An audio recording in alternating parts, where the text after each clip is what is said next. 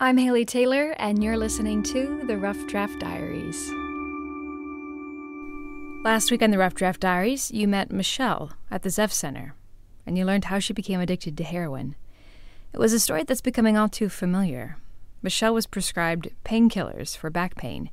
When she lost that prescription, she started buying painkillers from the street. And when that price went up, she found a cheaper alternative that provided the same relief in heroin.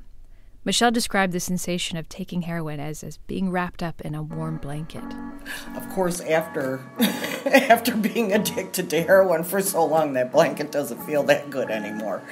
You're feeling suffocated by it. Michelle started to realize she was no longer in control of her drug use, and instead the drug was controlling her.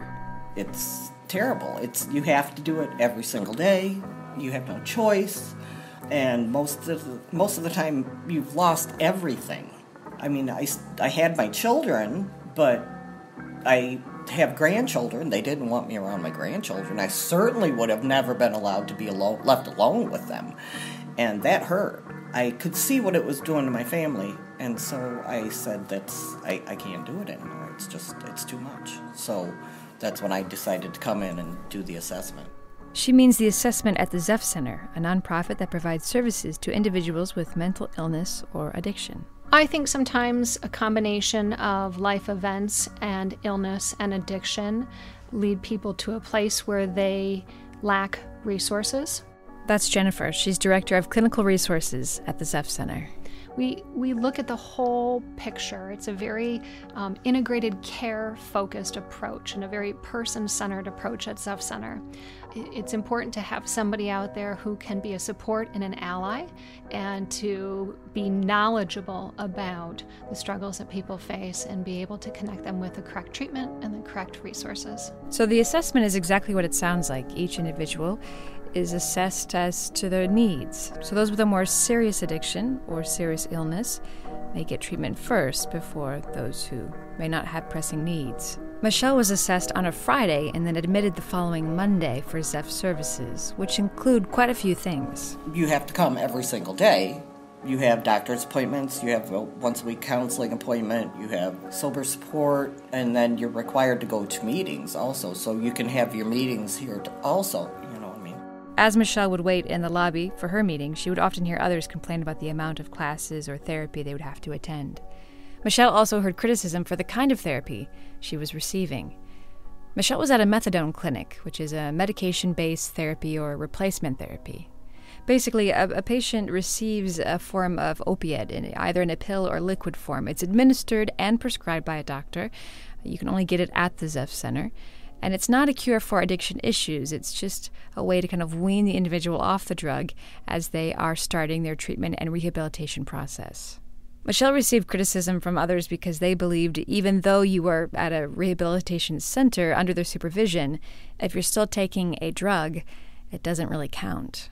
But that never bothered Michelle. It was like a safe place for me. I looked forward to coming every single day because I knew, at least when I was here, even if I was only here just to dose and leave, for those 30 minutes, I was somewhere where I wasn't exposed to outside bad influences, maybe, you know what I mean? Mm-hmm. So it was always a safe place, and like I said, everyone that I've encountered here has been have been very supportive and just wonderful.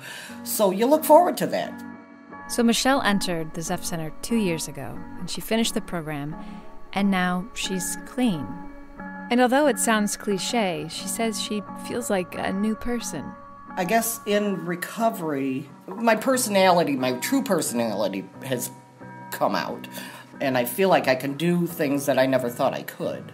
But I've been fortunate. I don't want to say that I'm special in any way or anything like that.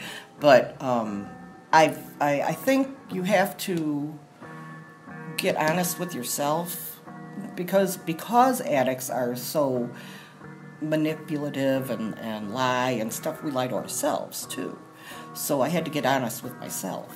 And that helped. Then it wasn't a chore to come here or a burden, you know what I mean? It was something I looked forward to.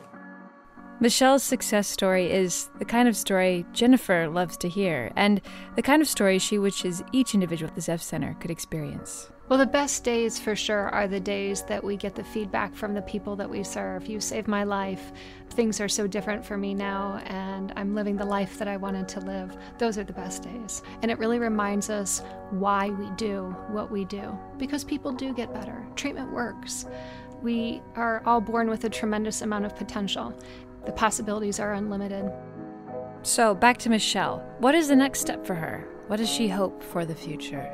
I've been focused on my recovery. From feedback from my counselor, from other people, a lot of them feel that I would be good as far as a drug counselor. So I'm hoping that I can, even though I'm older, the thought of going back to school is a little intimidating. I'm hoping that I can achieve that goal. I would like to do that. I'm Haley Taylor, and thanks for listening to this episode of the Rough Draft Diaries.